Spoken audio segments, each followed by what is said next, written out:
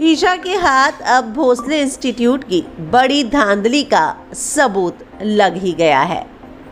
हम आपको बता दें कि यहाँ एक तरफ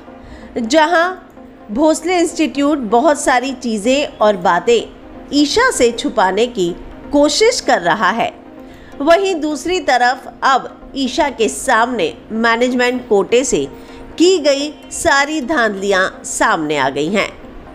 आखिरकार मैनेजमेंट कोटे से क्यों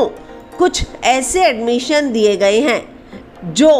डिज़र्व भी नहीं करते थे, और वहीं दूसरी तरफ जब बात थी सभी के एडमिशन की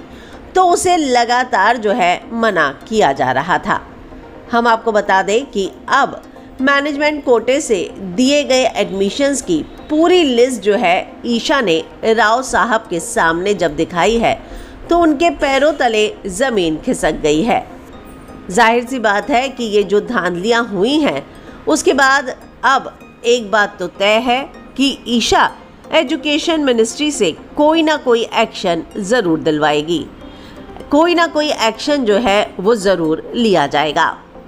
यहाँ पर ईशा इंस्पेक्शन के लिए आई है और इसीलिए ना सिर्फ वो कॉलेज में लेक्चर्स अटेंड कर रही हैं बाकी टीचर्स के, बल्कि वो सारी फाइलें भी चेक करती नजर आई।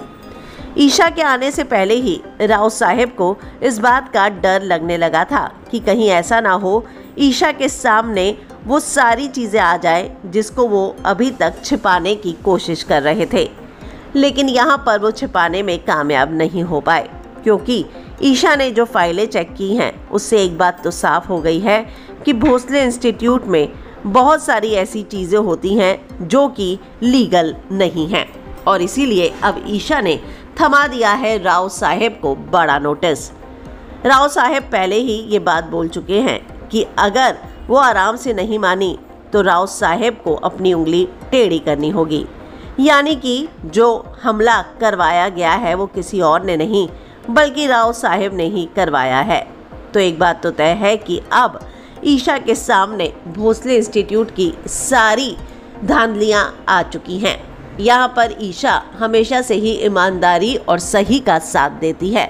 तो अब देखना होगा कि अब जब भोसले इंस्टीट्यूट की ये सारी मक्कारी सामने आई है तो अब ईशा क्या कदम उठाने वाली है।